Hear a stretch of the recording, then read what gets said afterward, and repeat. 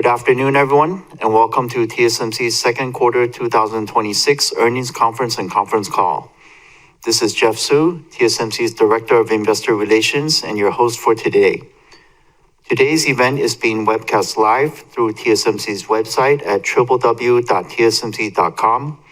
where you can also download the earnings release materials.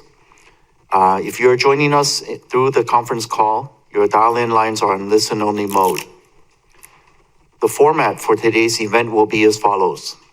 First, TSMC's Senior Vice President and CFO, Mr. Wendell Huang, will summarize our operations in the second quarter 2026, followed by our guidance for the third quarter 2026. Afterwards, Mr. Huang and TSMC's Chairman and CEO, Dr. C.C. Wei, will jointly provide the company's key messages. Then we will open both the floor and the line for the question and answer session. As usual, I'd like to remind everybody that today's discussions may contain forward-looking statements that are subject to significant risk and uncertainties, which could cause actual results to differ materially from those contained in the forward-looking statements. Please refer to the safe harbor notice that appears in our press release. And now, I would like to turn the microphone over to TSMC CFO, Mr. Wendell Huang, for the summary of operations and the current quarter guidance. Thank you, Jeff. Good afternoon, everyone. Thank you for joining us today. My presentation will start with financial highlights for the second quarter of 2026. After that, I will provide the guidance for the third quarter of 2026. Now let's move on to revenue by technology. 2nm process technology contributed 3% of wafer revenue in the second quarter. 3nm, 5nm, and 7nm accounted for 30%, 33%, and 11% respectively. Advanced technology, defined as 7nm and below, accounted for 77% of wafer revenue. Moving on to revenue contribution by platform. HPC increased 20% quarter-over-quarter to account for 66% of our second quarter revenue. Smartphone decreased 4% to account for 22%. IoT increased 4% to account for 5%. Automotive increased 15% to account for 4%. DCE increased 5% to account for 1%. Moving on to the balance sheet. We ended the second quarter with cash and marketable securities of 3.5 trillion NT, or $110 billion.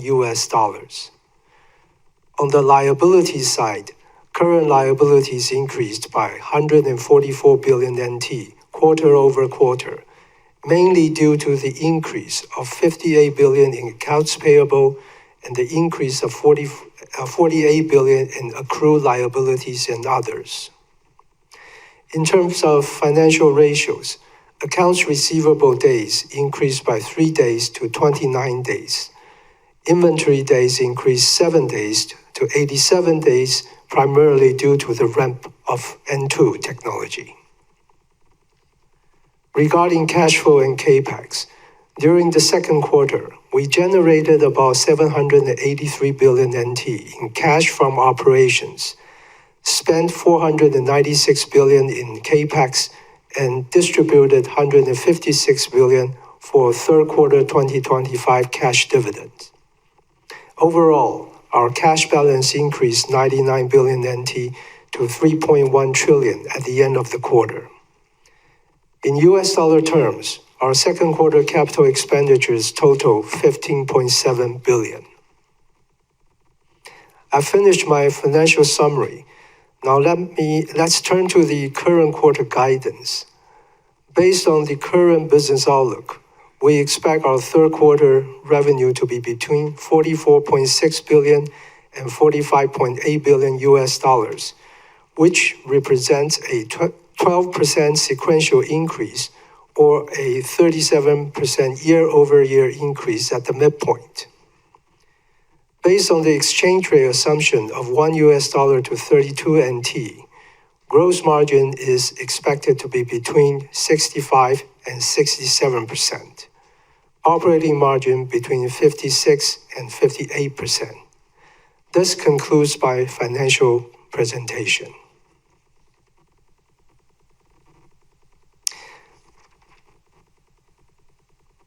Now let me turn to our key messages. I will start by talking about our second quarter 26 and third quarter 26 profitability. Compared to the first quarter, our second quarter gross margin increased by 150 basis points, sequentially to 67.7%, slightly ahead of our guidance, primarily due to cost improvement efforts and a slightly higher overall capacity utilization rate, partially offset by dilution from our overseas fabs. We have just guided our third quarter gross margin to decrease by 1.7 percentage point to 66% at the midpoint, primarily as we expect the steep ramp-up of our 2nm technology to dilute our gross margin by about 3 to 4 percentage points. This dilution is expected to be partially offset by very strong demand for our leading-edge technologies and continued cost improvement efforts, including productivity gains and across-node capacity optimization.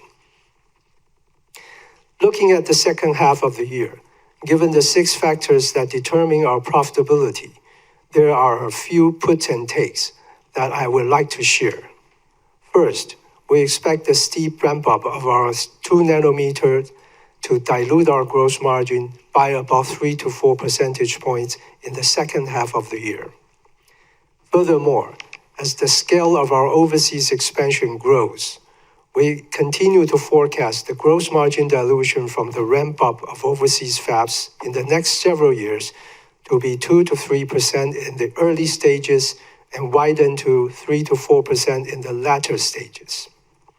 On the other hand, demand for our leading-edge technologies is very strong.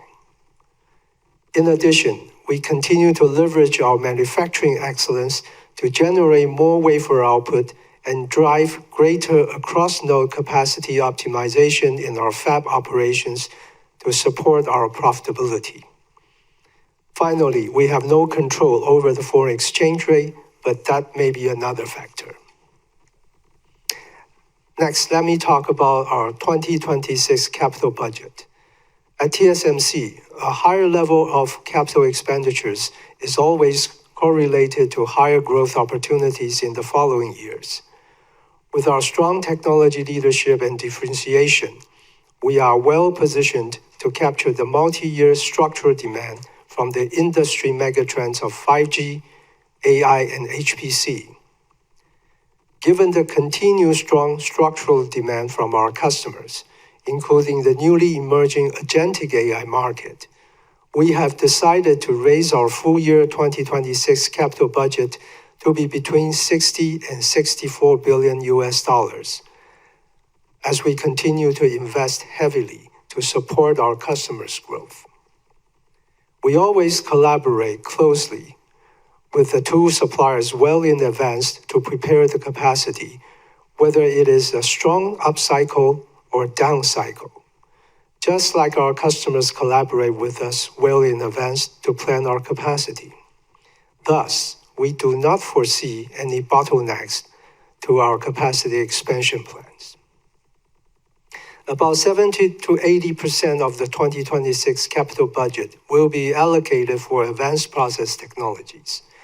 About 10% will be spent for specialty technologies, and about 10 to 20% will be spent for advanced packaging, testing, mask making, and others. Even as we invest for the future growth with this level of CapEx spending in 2026, we remain committed to delivering profitable growth to our shareholders. We also remain committed to a sustainable and steadily increased cash dividend per share on both an annual and quarterly basis. In 2025, we paid 467 billion NT in cash dividends, up 28.6% year over year, as TSMC shareholders receive a total of 18 NT cash dividend per share. In 2026, they will receive 24 NT per share, up another 33% year over year, and we expect a continued and increasing cash dividends per share in 2027 as well. Now let me turn the microphone over to CC. Thank you, Wendell. Good afternoon, everyone. First, let me start with our near-term demand outlook. We concluded our second quarter with revenue of US $40.2 billion at the high end of our guidance in US dollar terms, driven by strong demand for our leading-edge process technologies. Moving into third quarter, we expect our business to be supported by continuous strong demand for our leading-edge process technologies, including the steep ramp of our 2-nanometer technology. Looking ahead, we observe consumer and the price-sensitive end market segment are being challenged due to the impact of rising component prices and macroeconomics uncertainties. As such, we are being prudent in our business planning while focusing on our fundamentals of our business to further strengthen our competitive position. Having said that, AI-related demand continues to be extremely robust. The AI megatrend continues to drive the need for more and more computation, which supports the robust demand for leading-edge silicon. Our customers and customers' customer, who are mainly the cloud service provider, continue to provide us with their very strong signal and positive outlook. Thus, our conviction in the multi-year AI megatrend remains very high. Supported by our robust technology differentiation and broad customer base, we now expect our full year 2026 revenue growth to be slightly above 40% year over year in US dollar terms. Now let me talk about the acceleration of agentic AI. The AI market continues to be very dynamic. The emergence of agentic AI is leading to a resurgence in the role of CPUs in AI data centers, which drive more silicon demand in addition to AI accelerators. We believe this is positive for TSMC, as no matter what CPU approach is taken, whether it's x86, ARM-based, or RISC-V architecture, they are almost all TSMC's customers. We are already collaborating closely with our CPU customers and working to support them with the most advanced technologies and necessary capacity so they can capture the agentic AI market opportunities. Next, let me talk about TSMC's capacity expansion strategies. To address the structural increase in overall long-term semiconductor market demand profile, TSMC collaborates closely with our customer and our customer's customer to plan our capacity. Given the fundamental complexity of leading-edge technologies and the design-in and lead time involved, we also have a very good idea of their multi-year product roadmap and production plans. This is important because it takes more than 5 years to develop the technology and product, prepare the capacity, and ramp it up to high-volume production.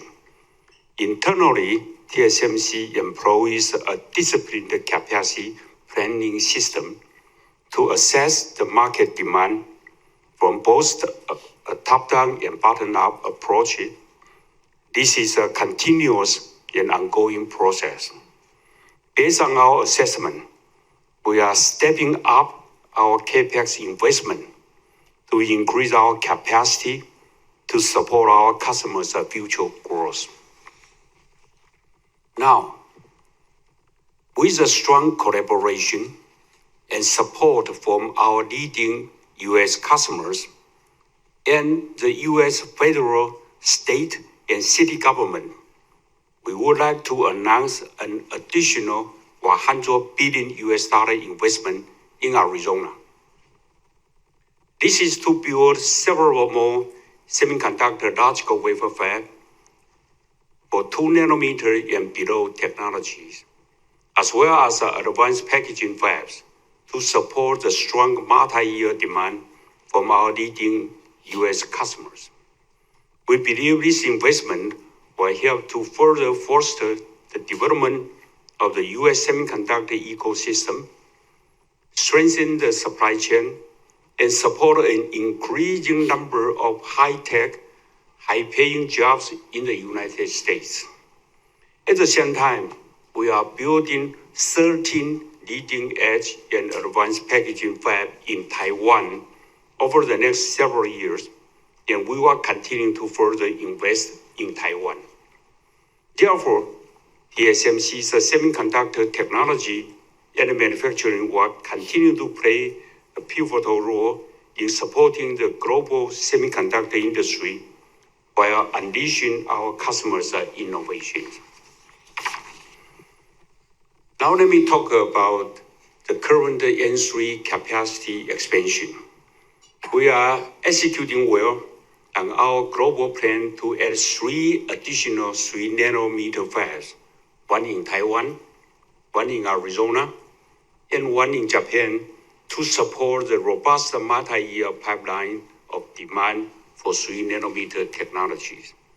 In addition to all the new fabs, we continue to convert 5 nanometer tools to support 3 nanometer capacity in Taiwan. We are also leveraging our manufacturing excellence to drive greater productivity across our fab in all locations to generate more wafer output. We are also focusing on capacity optimization across node, which including flexible capacity support among N7, N5, and N3 nodes. In summary, we are using multiple levers to do everything we can, wherever we can, however we can, to maximize the support to all our customers. Now let me talk about our mature node strategies. TSMC's strategy at mature node has not changed. Our first priority is to fully support our customer. And now we continue to increase, not decrease, our mature node capacity in the higher value added segment. For example, we are increasing our mature node capacity through TSM Fab 1 in Japan for CMOS image sensor application, and ESMC in Germany for automotive and the industrial applications. In today's market, outside of specific areas such as power management IC and CMOS image sensor, the mature node demand in other commodity areas is not that strong.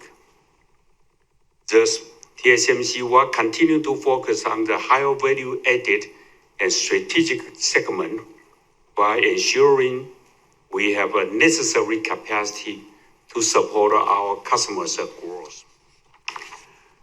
Finally, let me talk about our A14 status.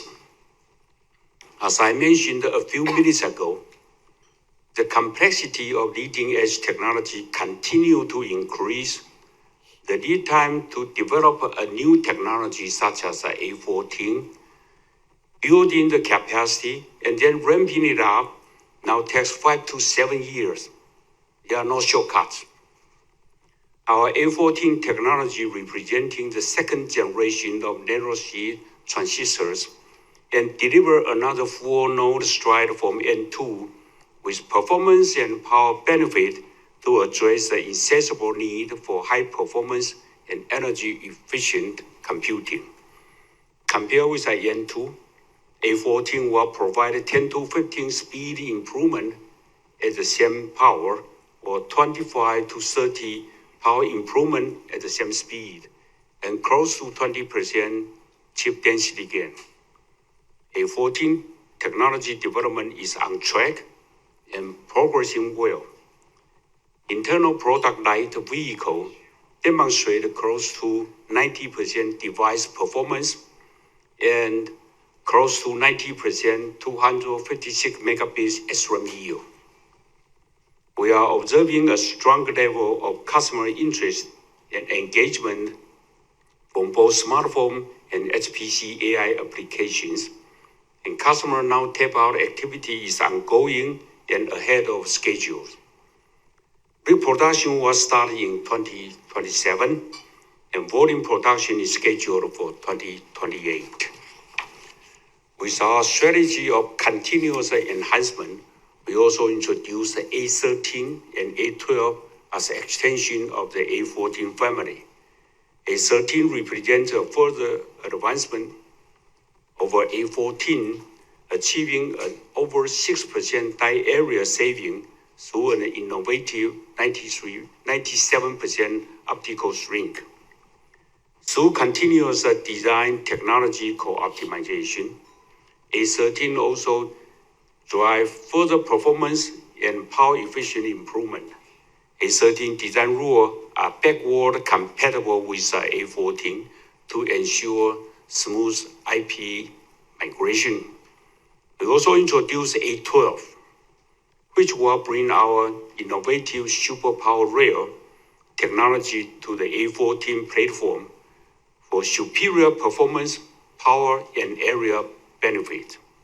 Both A13 and A12 are scheduled for volume production in 2029. We believe A14 and its derivative technologies will propel our A14 family to be an even larger and long-lasting node for TSMC than N2. Just like a 2nm technology is a larger and longer-lasting node than 3nm. And here further extend our technology leadership position well into the future. This concludes our key messages, and thank you for your attention. Thank you, CC. So this does conclude our prepared statements. Before we begin the Q&A session, again, I would like to remind everybody to please limit your questions to 2 at a time to allow all the participants an opportunity to ask their questions. Questions will be taken both from the floor and from the call online. Should you wish to raise your question in Chinese, I will translate it to English before our management answers the question. So for those of you on the call, if you'd like to ask the question, please press star, then 1 on your telephone keypad now. If at any time you'd like to remove yourself from the questioning queue, please press star 2. Please note that we'll try to conclude today's meeting at around 3:10 or so. So we will try to get in as many participants your questions as possible. But if we're not able to, we do apologize in advance, and thank you everyone for your patience. So operator, let's begin the Q&A session. We'll take the first few questions from the floor, and then we'll go online. Maybe again, left, center, right. Maybe we'll take the first question. Sunny Lin from UBS, please. Thank you very much. Congrats on the very strong performance and outlook. So number one, I'll do a double click on the CAPEX. So very encouraging CAPEX outlook, and I do think it's essential that TSMC showcase stronger determination in capacity expansion, given the stronger demand and the very tight supply. And so beyond 2026, I think every large client also wonder how aggressive TSMC is planning for CAPEX. And so back in the COVID super cycle, TSMC did provide a 3-year CAPEX outlook back then. And so I wonder at this point, will it be possible for you to share any color, maybe for the coming 3 years CAPEX? Thank you. Okay, so Sunny's first question is regarding CAPEX. She does believe it's important, essential to show our determination to support our customers with these large CAPEX investments. So she wants to know, do we have a 3-year CAPEX guidance, 26, 27, 28, similar to what we did back in 2021? Okay, Sunny, we do not have a number to share with you, but as you know, we invest CapEx this year for the future business opportunity. And as long as there are business opportunities, we are not hesitate to invest. As you can hear from our prepared remarks, that our conviction in the megatrend, AI megatrend, multi-year, is very strong, and we are stepping up the CapEx, including increasing this year's CapEx. Last time we said our CapEx in the next 3 years will be significantly higher than the CapEx in the past 3 years. Now is the CapEx in the next 3 years will be even more significantly higher than the past 3 years. Yeah, sorry, maybe let me follow up on CapEx from Second another. question. Oh, yeah, sure. So you just announced additional 100 billion CapEx in the US, and I think that's pretty important for you to secure the business in the US as well. And so now with total 265 billion CapEx in Arizona, what's your current plan to bring on the capacities in Arizona in the coming few years? Okay, so Sunny's second question is on to, CC said investing an additional 100 billion in Arizona based on the strong demand from our customers. So the total investment now is 265 billion. What is the schedule, time frame, or the plan for these investment? Is that correct, Sunny? Yeah, okay. Sunny, the schedule will depend on the market situation. You know that. So today's situation, the mega trend is so strong, so that we announced additional 100 billion investment in Arizona. How many fabs? Many. So actually, let me say that it probably additional 4 more fabs will be built. And that's combining front and back end. Yes. Okay, thank you. Let's go to the middle. We have Charlie Chan from Morgan Stanley. We'll go left, middle, right from where I sit. Thank you. Thanks for taking my question. Good afternoon. So first of all, congrats for a very strong outlook. My first question is really about the foundry competition. I understand that there's no shortcut for a newcomer like Terafab, but how about like Samsung Foundry, right? They got a huge profit from memory business. Intel got a US policy support. So I'm not sure how TSMC is going to address those competition, because apparently several US companies are engaging with those industry peers. And recently, actually yesterday, TSM just announced to expand the EUV capacity for 2028. Would TSMC worry that your competitors to take more slots and build a large capacity in the future to compete with you in a leading edge business? Thank you. Okay, so Charlie's question is competition from 2 angles. One, he does note, CC said foundry competition, no shortcuts, but he says according to the news, many of our customers are engaging with our foundry competitors. One of them in Korea is making huge amounts of money these days.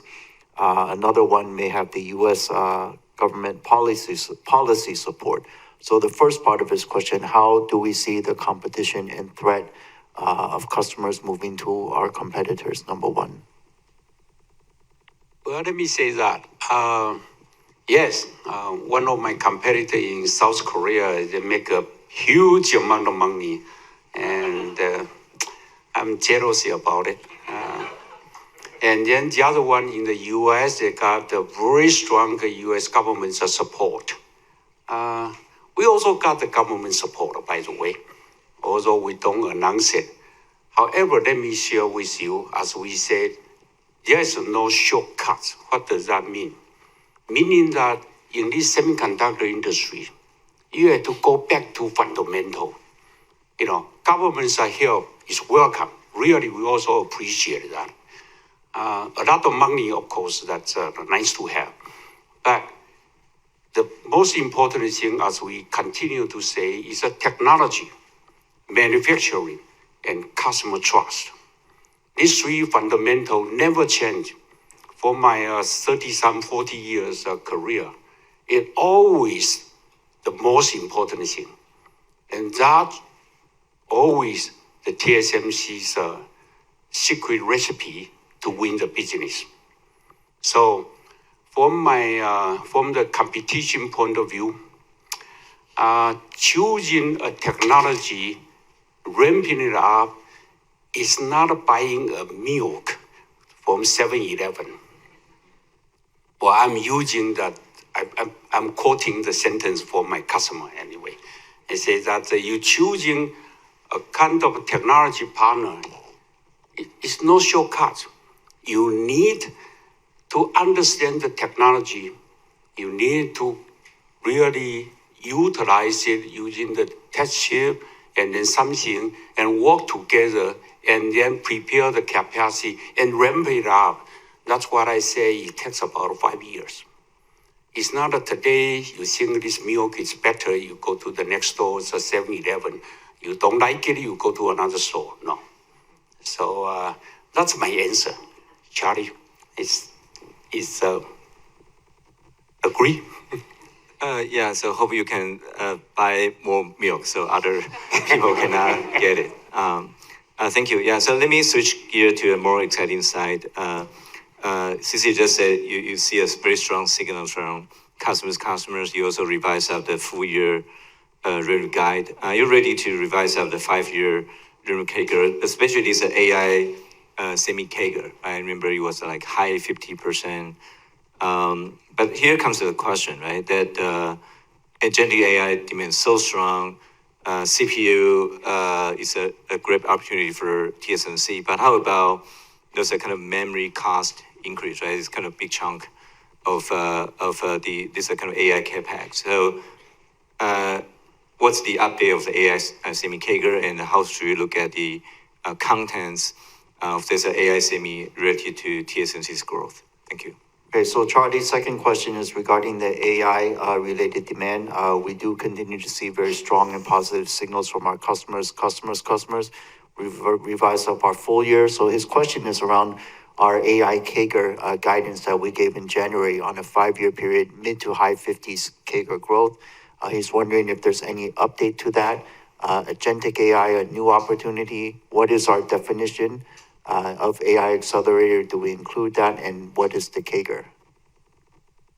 Charlie, if you read our message that we continue to invest more, we increase the capex with a good reason. So if you're asking about the AI's CAGR,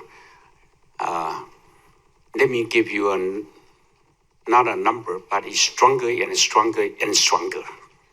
So we don't give you the number today because of it continue to increase, so we don't know that how to answer this question. But stronger than what we said before. Okay, Okay. great. Yeah. Thank you. Thank you, Charlie. All right, let's move to this side. Maybe we'll take the question from Arthur from Macquarie. Hi, first, congrats on the strong execution and performance. My question is regarding the new advanced packaging technology.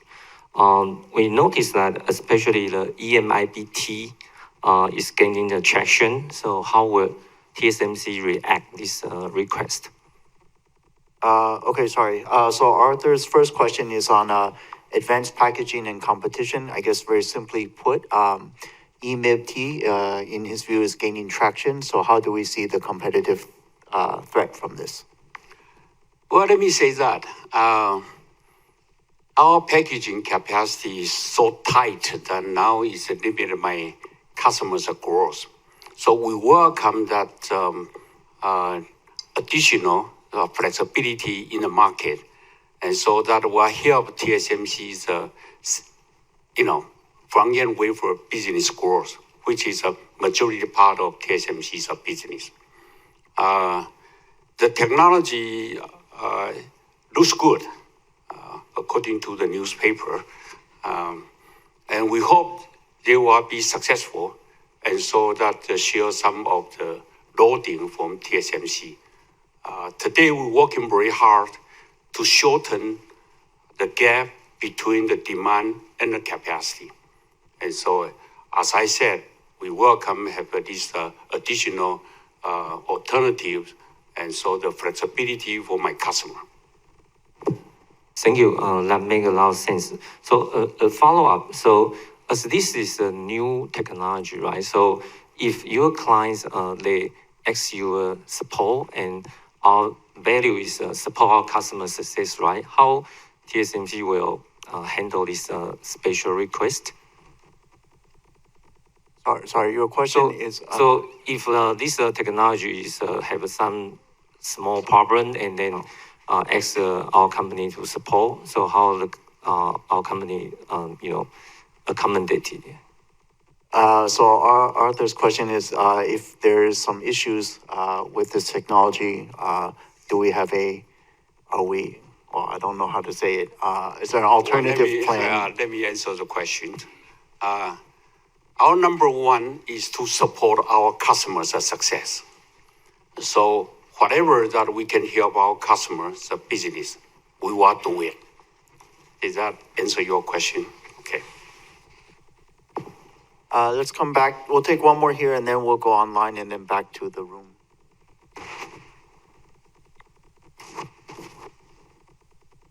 Go. Yeah, hi. Thanks, CC and Wendell and Jeff. First question on maybe since you're not wanting to give a longer term numerical guidance, could you talk a little bit about the philosophy of how you are expanding capacity? Obviously, customers' feedback is important. Do you also consider competitive pressure? Because as a outright market leader, having like undersupply for a very long period of time is not really desirable for TSMC, right? You probably want a market which is more balanced. So when you think about your capacity expansion, like how long do you think it takes to fulfill the demand as you see right now? That's one. And second, chips obviously is the current shortage, but there is also a lot of discussion about data center delay, power capacity being available. So could you also share some thoughts on how you are layering in that kind of concerns? Because you don't want your chips to be available, but having to wait for that data center deployment to happen. So just to understand how that goes into your planning framework as well. Yeah, thank you. So Gokul's first question is again, how do we plan our capacity and determine the capacity expansion plan? Certainly, we take into consideration the demand, multi-year demand from our customers and customers, but do we also consider the competitive pressures from competitors building capacity? Is that part of our calculus to expand the capacity? One, and then also what about things outside of chips like data center delays or power, these type of deals? Gokul, that's a good question. Definitely, every time when we think about the business, we consider the competition. That's our number one. And then we look at where we are. And then we decide a bottom up and then top down assessment of those demand. Those are the typical things, in our daily life. So we make a lot of judgment and then we be more careful. We talk to customer and customers are customer. Those are the CSPs. And then we get all their input for the demand. And then we make a judgment. Now remember that I believe every customer tell me the truth. Everyone. You put all the truth together, it's not the truth. So we have to make some of the judgment. You know what I mean? Since you are laughing. Because all the customers are very aggressive, right? That's a CEO's job. CEO got to be aggressive. So they give me the number of their demand, and I believe they try their best to tell me the truth. So I put all together, all the truth together is not a truth. Mark down that word. So yes, we do a very careful judgment. Might not be correct, but we did carefully, and because this is a big money, right? This year we say we increase the CapEx from 52 to 56 now. 60 to 64, and you bet it will continue to increase. It's a big money, so we do it carefully. So we did all the assessment, and that lead to your second question. Are we sure that we deliver the chips to our customer and they will not put into inventory? So we are checking the AI data centers progress, the building, the location, the demand, the racks. We checking all that to make sure that TSMC's chips will not be put in inventory. Did that answer your question? Yeah, that's clear. So, CC, so do you still believe even end of next year we are still going to be running short of supply even with this elevated capacity build out plans? You want me to give you a guarantee, right? Let me say that.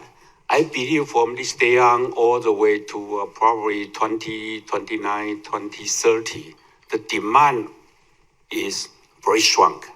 Whether in between there's a dip or not, I'm not very sure. But the trend is so robust that I believe we are witnessing a kind of a new industry. I would like to say the new industry called the AI industry, which is so common in our daily life because it's going to affect our automotive, affect the humanoids, robot, and also impact to all the industry. So by the amount of money we put in, I mean, including all the CSPs, this is alone is a very important new industry to the world. And so the demand will be there. And the fundamental thing is semiconductor chips. And most of them in TSMC.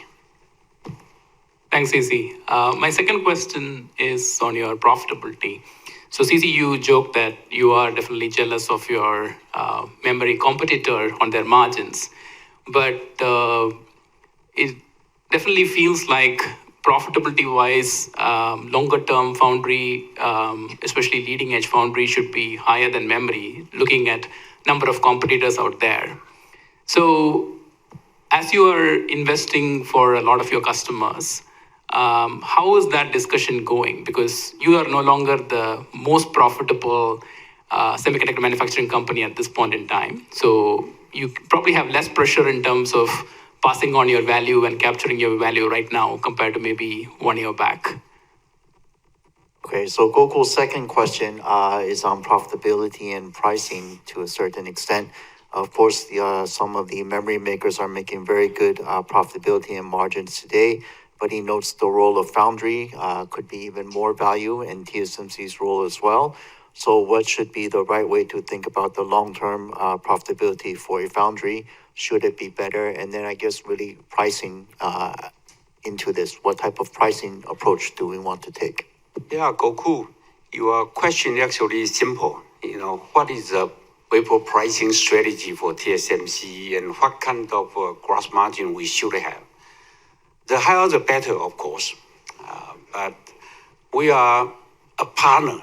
A partner meaning that I said many times, our customer got to be successful. I don't want to squeeze them out from the market. And besides, we are a very trustable company with our customers. So we don't suddenly increase our price by, which I like to have, 4x or 5x. You know, it's you cannot survive for that kind of, for your customer to survive for that kind of a price increase. So we earn our value and we make sure that our profit, our gross margin is enough for our long-term sustaining expansion. That's to the benefit of my customer and TSMC also. That's our philosophy. So yes, I'm really jealous about the memory companies, 86% gross margin. 86, I'm 68, I'll be happy. But all right, anyway, so I answered the question. We are very trustable. Thank you. Okay, thank you. Operator, can we take the next two questions from participants on the line, please? Yes. Now it's Jim Fontanelli from Arete. Yeah, thank you. Thank you. So, could I ask about the risk that you see around customer concentration as AI demand continues to significantly outgrow other end markets? I think your exposure to your top 5 customers is becoming meaningfully larger than at any point in your history. So I just like to understand how you see that risk. Okay, so Jim's first question is risk around customer concentration. We have large customers that are getting larger. Are we worried that we have too many big customers or the customer concentration? No, that's not our concern. Besides what you say, the customers are growing bigger and bigger. We are very happy about it. And some of the customers also growing very fast. So it's not, Jim, it's not what you said that the bigger customer is growing bigger and bigger. No, I mean, there's a lot of new player in the AI industry. Do you have a second question? Thank you. And yes. So we're seeing your direct customers put capital into both financing, investing in AI demand. Is that something that TSMC is considering? So Jim's second question, he knows some of our customers are helping to invest in their customers. Jim, if I understand you correctly, you're asking if TSMC, if this is an approach we would take to invest in our customers. Is that correct? Or financing and investing? In the end customers, not your direct customers. Right. So in customers as well. To answer, Jim, to answer your question directly, every company has a different consideration, and every company has a different strategy. So far, no, TSMC don't do this kind of financial arrangement because of we think we are working with current customer with a current model smoothly and also successfully. Okay, thank you, operator. Can we move on to the next participant on the line? Then we'll come back to the floor. Next one to ask question, Mehdi Hosseini from SIG. Yes, thanks for taking my question. Two from my end. I want to go back to the $100 million investment in US. Is there any way you can give us some timeline? Is it over the next 3 years, 5 years? How should we think about the progression of these $100 million investment in US? I don't have a follow-up. So Mehdi's first question is around the announcement today, additional $100 billion investment in the US. In terms of the CapEx time frame, is it in the next 3 years, in the 5 years? Do we have any schedule or time frame to share about this additional $100 billion? We do have a plan, but let me share with you actually the progress or the schedule. Most of the time depend on the market situation and our customers' demand. So if you ask me to give you a firm schedule, no, we don't have it today, but we do have a plan. And we speed it up. We try to speed it up as fast as possible.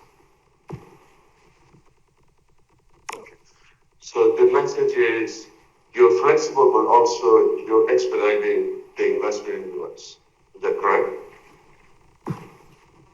So I think CC said we're trying to move as fast as we can, but everything is based on our customer needs.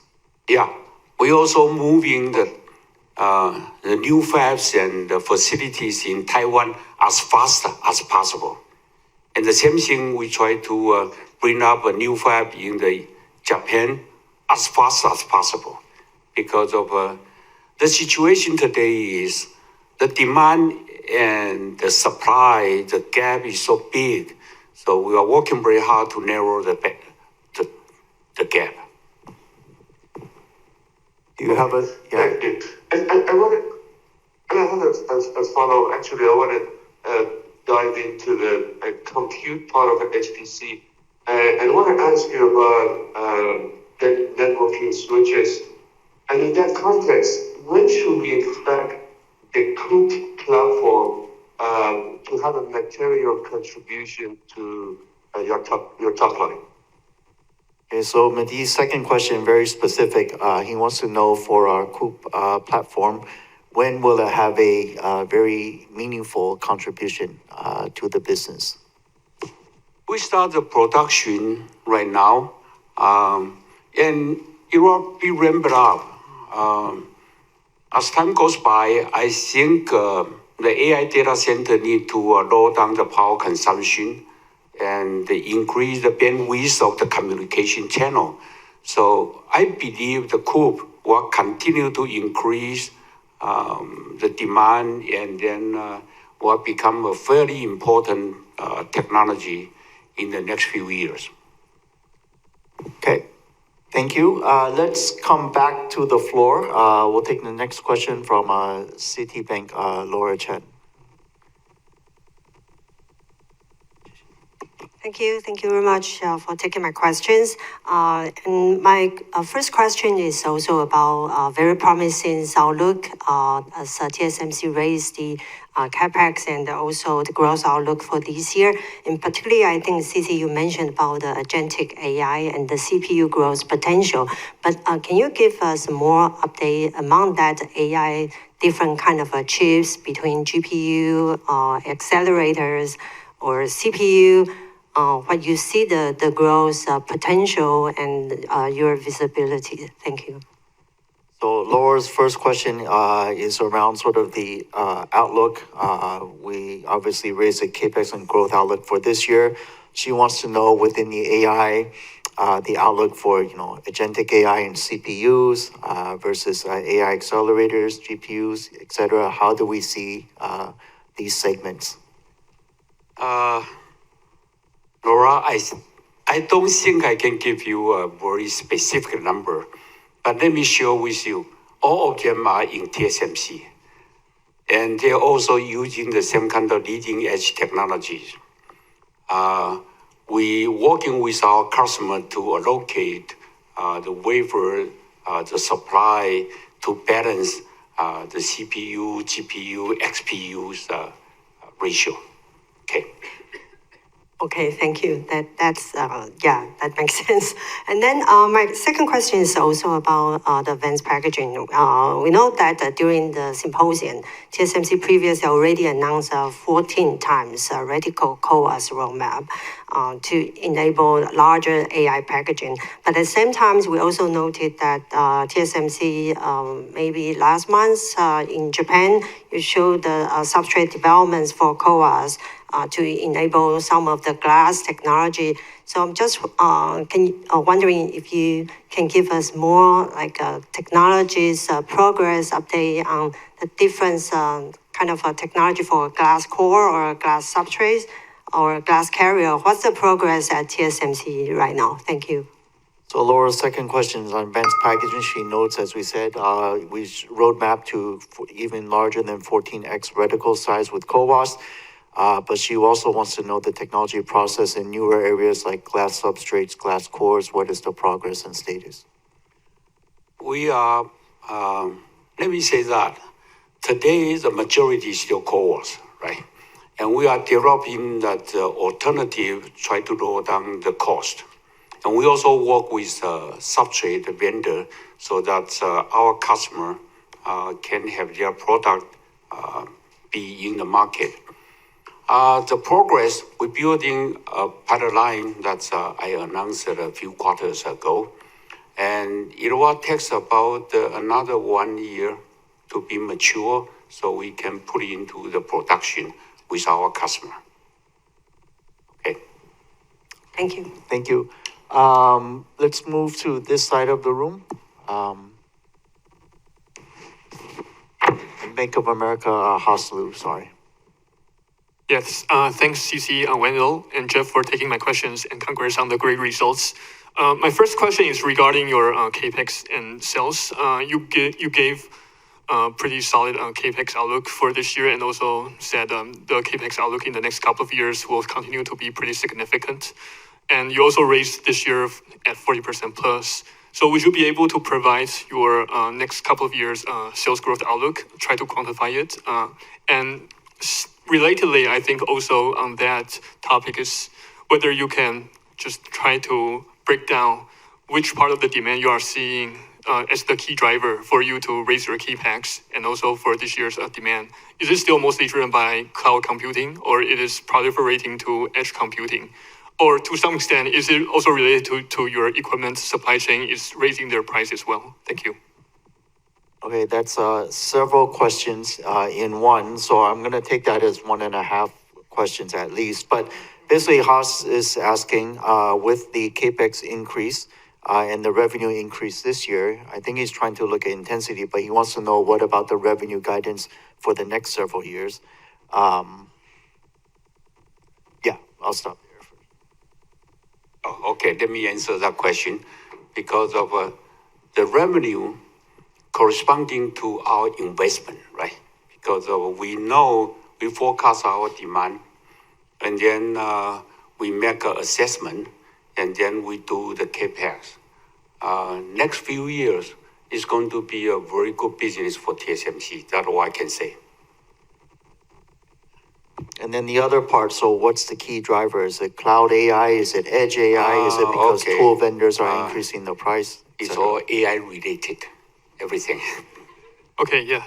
You have a quick follow-up. Yes, I think it is more on your long-term strategy, because a lot of people have actually been asking about your capex and also competition on the front end. But I would actually say that if on the back end competition is rising, especially coming from Intel EMIB-T, are you worried that your value add for your overall foundry business across front-end manufacturing to the back-end packaging business, the value add could actually be cannibalized with growing competition?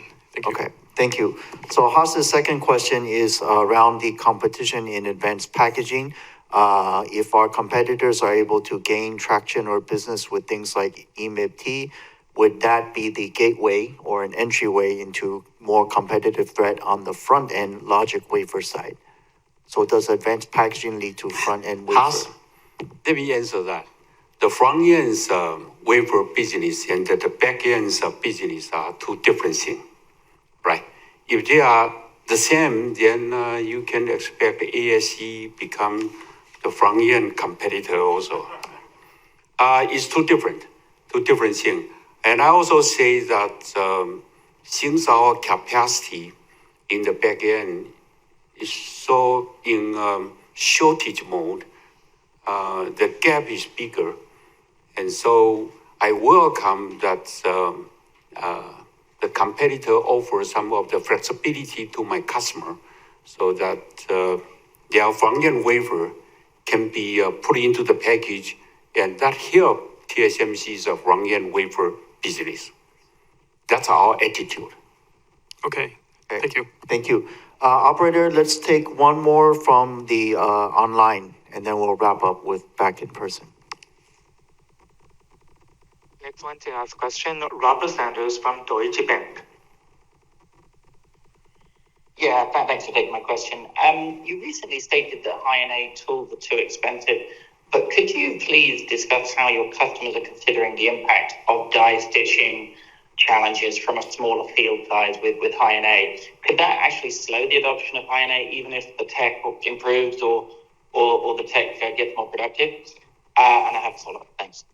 Well, Rob's first question is very specific technology around high-NA adoption.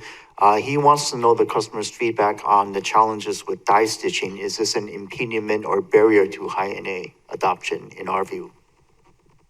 You got a very detailed understanding of the high-NA. Today, the field size is only 1/2. And we put that one into our consideration of the manufacturing cost and something. Again, let me answer this question quickly. Whether we use a high-NA or not, actually, high-NA is a very good tool. Let's assume that, all right? We understand it's a very high performance. But then TSMC make it clear that we work with ASML and try to make it more suitable for manufacturing in terms of the cost and in terms of the maturity. So we always consider that technology, maturity, and the cost, and whether we use it or not. Okay. Okay, thank you, CC. Do you have a second question, Robert? Yeah, just a quick follow-up. I think all of us on this call are assuming that the unconstrained demand for 3 nanometer and below is sort of 30 to 50% above your ability to supply. Is it in fact much larger than 30 to 50% above? Because it feels like it might be based on what you're saying, because I think all of us are assuming it's sort of solvable over the next 3-4 years, but it sounds like the number could be much larger. Thank you. Well, those are your numbers, but Robert is asking demand in excess of supply. Is it 30 to 50%? Is it something even larger? Do we have a number to share? No, we don't have a number to share because of, let me say that the gap is very big. Bigger than, sorry, I don't want to make a comment on the memory, but a very big gap. Okay. We have about 9 minutes left. We'll come back to the floor with any question. Let's take one from here. Evelyn Yu from Goldman. Thank you for taking my question. Because we mentioned a lot on that we're going to step up our capacity growth, but I'm just trying to quantify here because I noticed that during your symposium that you actually mentioned about 2 nanometer family capacity growth will be growing at around 70% CAGR from 26 to 28, and N3 plus N5 to grow by 25 CAGR from 22 to 27. So I was just wondering, are those numbers still right assumptions today? Are we seeing actually any changes over the past quarter, and how should we compare with the non-supporting demand out there? Okay, so Evelyn's first question is around capacity growth. She knows during the symposium we did share some 5-year CAGR growth numbers for 2 nanometer around 70% CAGR, and then 3 nanometer around, I guess, I can't remember the exact, but 25%. So are those numbers still the same, or has it changed now that our CAPEX and stuff? Did we say that in technology symposium? Oh, we show the chart. Okay, now is bigger. That's all I say. You have a second question. Okay, thank you. Very good direction. All right, my another question's touch based on the advanced packaging side, because you always bundle the advanced packaging CapEx together with testing, mask making, and others. That's around 10 to 20% of total CapEx. And so one thing I'm trying to figure out here is that how much of that actually goes to advanced packaging alone? And because given that advanced packaging is capital intensive, less capital intensive versus front end, so how should we think about a gap between its rising revenue share and its CapEx share over the next few years? And well, I think finally is that as it becomes more important, how should we think of maybe you should consider breaking it out as a separate CapEx item going forward? Okay, so Evelyn's question is around advanced packaging. She wants to know when we guide for the CAPEX, of course, we guide it in a bucket of packaging, testing, mask making, and others together. Why do we not separate out just into packaging specifically? Her suggestion is we should, but I think more, so that's part of it, number one, the CAPEX breakdown. Evelyn, let me say that we try very hard to make sure that our CAPEX number is correct, but with a flexibility between the front end and the back end. Sometimes we have a bottleneck, so we put more money to buy the bottleneck tools. And sometimes it's in the front end, sometimes it's in the back end. But in the ballpark, the percentage is just like a window share with everybody. For long term, I mean that the back end is about 10 to 20. Oh, that's a big range. Anyway, so that all I can say is that still 10 to 20. Because of, as I said, actually, I'm very honest to tell you that as time goes by, some of the capex in the tester or in the packaging or in other areas. So that's why we cannot very specifically say which area we put how much of the capex. That's too specific. Yeah. Okay. The last participant, KGI Felix Pan. Thank you for being patient. Hello, good afternoon. Thank you for taking my question. So my first question is regarding to the capex revision. So from year to date, so TSMC raised the capex guidance by almost 10 billion US dollars. So can you give me some color? Where is the upside from? How you guys see the difference from 6 months ago? Is that from like CPU accelerator or memory companionship or backend CoWoS expansion? Just the upside. How we see things differently from 6 months ago? Okay, so Felix is noting in January we guided for 52 to 56 billion. In April we said closer to 56. Now 60 to 64. So we have increased the capex guidance. What is driving this? Is it agentic AI only? Is it packaging? Is it AI accelerator? Well, simply put, the most important reason is because of a demand continue to increase, and we feel the pressure from the customer to drive TSMC, not drive actually, to cooperate with TSMC for the capacity increase. That's one of the major reasons. The second reason is inflation. Now we buy the tools with inflation price. Okay, you understand what I say? Okay, thank you. So my second question is about the mature nodes. So people always focus on AI leading nodes, but it seems like mature nodes also seeing a very strong demand recovery and also some supply issue as well. So how you guys see the demand supply dynamic and pricing and for the mature node? Because apparently there's some impact from the AI crowding out effect, but mature nodes still largely depends on the consumer demand. So consumer demand is still weak. So how you guys see the demand supply dynamic for mature nodes? Thanks. Okay. Thank you. So Felix's second question is on mature node. He notes there's lots of talk that mature nodes are seeing a strong demand recovery and the supply is very tight. So mature node pricing is very favorable or strong. So he wants to know how do we see the mature node supply demand situation. Actually, the mature node cover a lot of different segments. Only the one with related to AI is in shortage, which is the most important one. Is number one is power management IC, because of all the AI data center need a lot of power management, and those are the mature node technology like 0.18 micron, 19 nanometer, or something like that. Those are in shortage, definitely, and also the sensor portion.